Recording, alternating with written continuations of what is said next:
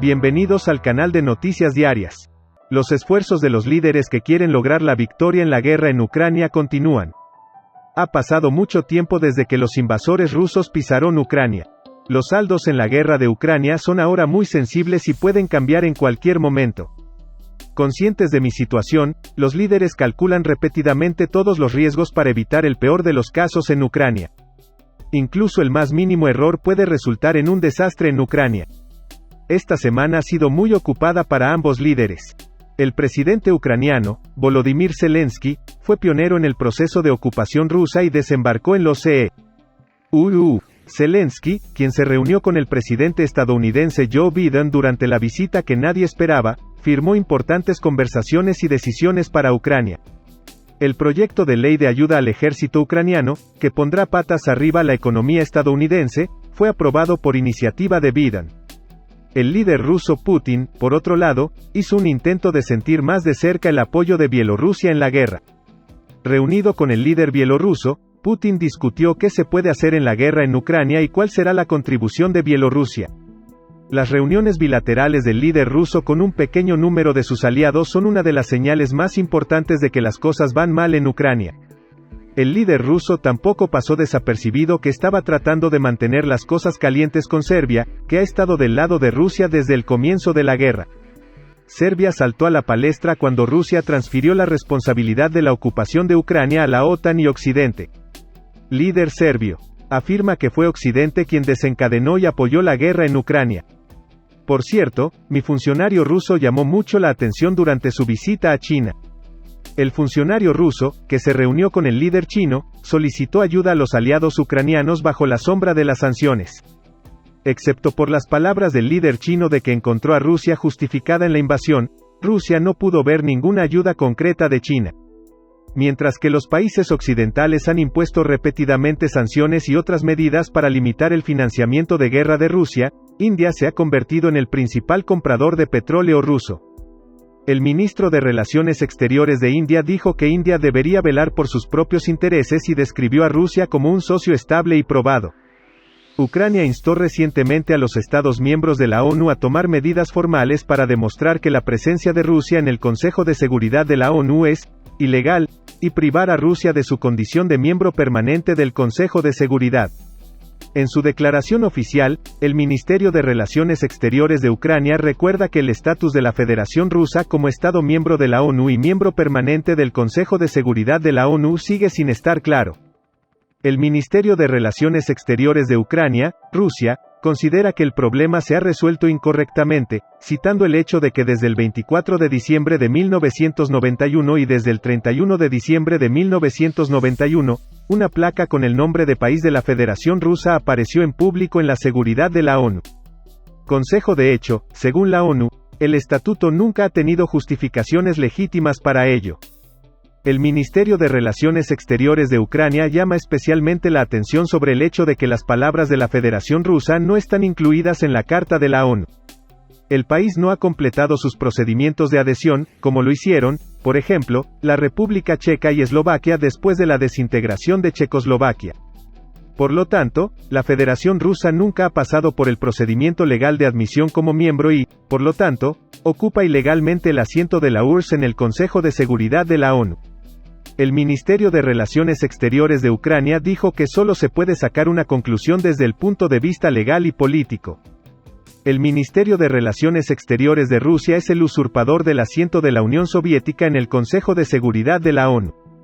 La declaración también muestra que la opinión del asesor jurídico de la Secretaría de la ONU sobre las justificaciones legales de la presencia de Rusia en la ONU no reemplaza la actual Carta de la ONU. Además, ni la Secretaría de la ONU ni los miembros del Consejo de Seguridad, incluidos los miembros de la ONU, pueden constituir la base del consentimiento tácito para la admisión de Rusia como miembro. Este fue de hecho un evento sin precedentes en la historia de la ONU, cuando un país impuso unilateralmente su membresía en la organización y los Estados miembros de la ONU fueron privados legalmente de su derecho a expresarse votando en la Asamblea General. El ministerio dijo en un comunicado que la RSFSR tiene la intención de ser admitida como miembro de una manera no prevista en la Carta. El Ministerio de Relaciones Exteriores de Ucrania también recuerda que las acciones de Rusia son contrarias al concepto de un Estado amante de la paz. 30 años de existencia ilegal de Rusia en la ONU han estado marcados por guerras y toma de tierras de otros países, el cambio forzado de fronteras internacionalmente reconocidas y los intentos de satisfacer sus ambiciones ocupantes y neoimperiales. Ucrania está iniciando un proceso complejo destinado a lograr los objetivos de esta declaración y, en este sentido, está dispuesta a cooperar con otros países para proteger conjuntamente la Carta de las Naciones Unidas y el derecho internacional de la influencia destructiva de la Federación Rusa. La guerra en Ucrania está en pleno apogeo. Los líderes están enfocados en su victoria en Ucrania. El ejército ucraniano está tomando decisiones radicales en el ejército para luchar contra los invasores rusos. El ministro de Defensa de Ucrania, Oleksiy Reznikov, anunció que las unidades militares han comenzado a probar el primer lote de uniformes militares femeninos. El ministro de Defensa de Ucrania, Oleksiy Reznikov, dijo que los primeros lotes de uniformes y ropa interior de mujer ya han llegado a varias brigadas para su prueba.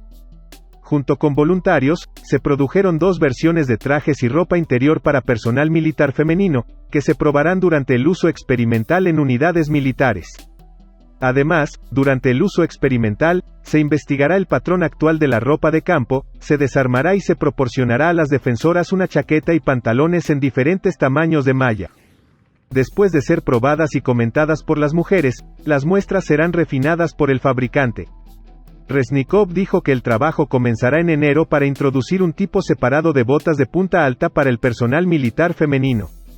El ministro ucraniano dijo que lo mismo se aplica a los chalecos antibalas, dadas las características antropológicas. Señaló que había vacíos en la provisión de uniformes a las mujeres embarazadas.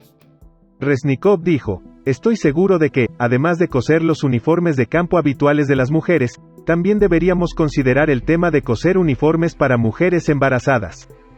Según el Ministerio de Defensa de Ucrania, 41.000 mujeres sirven actualmente en las Fuerzas Armadas y unas 19.000 son civiles que trabajan para las necesidades del ejército. Unas 5.000 mujeres trabajan directamente en el frente. El indicador del número de mujeres en las Fuerzas Armadas de Ucrania es del 9%. Mientras tanto, estamos pasando días en los que los centros de las ciudades ucranianas son objeto de intensos ataques con misiles rusos. Zelensky advirtió a los ucranianos que estén preparados para todos los escenarios. El presidente de Ucrania, Zelensky, dijo en su discurso diario en video que debemos ser conscientes de que el ejército ruso intentará hacer que este momento sea oscuro y difícil para nosotros. Rusia había perdido todo lo que podía perder este año. Sin embargo, después de los ataques con misiles en nuestro país y nuestro sector energético, está tratando de compensar sus pérdidas con la astucia de sus propagandistas. El presidente de Ucrania, Volodymyr Zelensky, advirtió a su país contra los nuevos ataques de Rusia, a pocos días de 2022. Zelensky dijo: "Debemos ser conscientes de que intentará hacer que este tiempo sea oscuro y difícil para nosotros". Zelensky: Rusia había perdido todo lo que podía perder este año.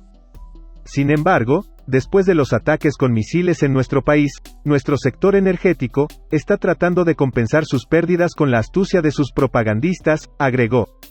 El líder ucraniano no nos impedirá llevar a los invasores rusos a sus nuevas derrotas, dijo Zelensky, pero debemos estar preparados para cualquier escenario. El ucraniano Zelensky dijo que la situación en algunos frentes de Ucrania es difícil y dolorosa. Zelensky dijo en su discurso de video esa noche que, en primer lugar, el frente es importante. Otras áreas que requieren máxima fuerza y concentración en Bakhmut, Kremina y Donbas. El presidente ucraniano, Volodymyr Zelensky, dijo en un comunicado que la situación en el frente en la región de Donbas es difícil y dolorosa y requiere toda la fuerza y concentración del país. Las advertencias del líder ucraniano fueron muy importantes. Porque en esta etapa de la guerra, el más mínimo error y el paso equivocado que se tome podría llevar a Ucrania al desastre. Hay indicios de que los ucranianos pronto dejarán atrás estos días difíciles. Gracias por mirarnos.